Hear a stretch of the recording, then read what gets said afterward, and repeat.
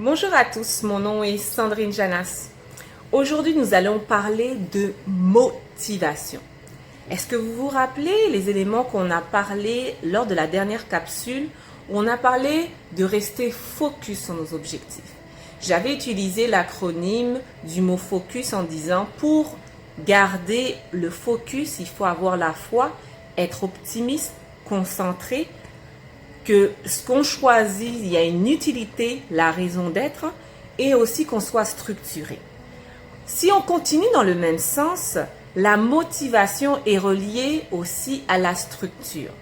Pour me permettre de garder ce focus-là et conserver cette motivation au quotidien, j'utilise également un autre acronyme et c'est l'approche AAS.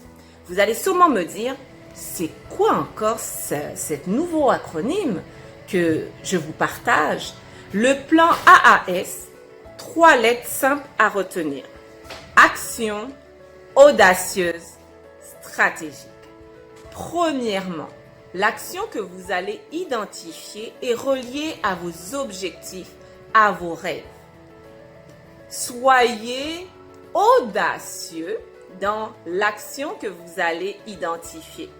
Soyez sans limite. Et ça, c'est important de identifier ces actions selon la visualisation que vous avez de votre rêve, de vos objectifs, pour pouvoir les identifier clairement et aussi précisément. À savoir, quand on parle du mot audace, audacieuse, c'est de savoir est-ce que quand j'ai identifié cette action-là, je sors de ma zone de confort. Ça, c'est important pour garder cette motivation-là, parce que lorsqu'on choisit des fois des actions qui sont faciles à réaliser, c'est bien. Ça ne veut pas dire qu'il ne faut pas les faire, mais c'est bien aussi de pouvoir sortir de notre zone de confort pour pouvoir nous éveiller et grandir aussi dans nos objectifs. Donc le mot audacieux est dans ce sens. Ça veut dire que l'action que vous avez identifiée devrait normalement vous permettre de sortir de votre routine.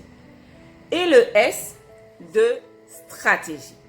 C'est important que lorsque vous avez fait votre plan avec vos actions audacieuses, de faire un suivi de ces actions-là. À savoir, est-ce que vous les avez réalisées? Moi, chaque mois, je me fais mon planning mensuel.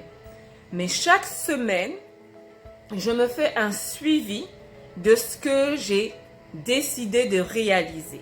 Ça me permet de savoir si je suis toujours bien alignée avec mon objectif mensuel et de savoir aussi si pendant la semaine, j'ai rencontré des difficultés. Si c'est le cas, c'est quoi les difficultés que j'ai rencontrées et comment je peux les atténuer pour la semaine d'après? Ça me permet aussi de me féliciter, de voir où j'ai avancé un jour à la fois et aussi si, par exemple, je n'ai pas atteint cet objectif-là, c'est de me recadrer pour voir comment je pourrais m'ajuster pour la semaine d'après. Donc, c'est important de faire ce suivi-là et aussi de se féliciter. Soyez indulgents pendant votre bilan, pendant votre suivi. Ne soyez pas non plus trop en attente ou vis-à-vis de vous. Donc, soyez indulgents envers vous, soyez bienveillants et recommencez le processus, en fait, compte la semaine d'après. Donc, de faire un suivi toujours. Ce qui est important, c'est pas le résultat concrètement, mais c'est de voir votre progression.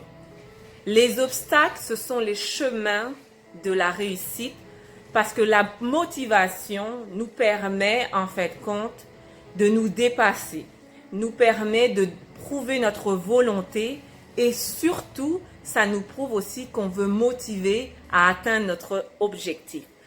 2 ingrédients importants, volonté et motivation, qui sont les 2 moteurs qui nous permettront de conserver, en fait, compte, cette motivation au quotidien. Je vous encourage à utiliser l'approche AAS, action audacieuse et stratégique, pour continuer à conserver votre motivation. Merci, à très bientôt. Au revoir.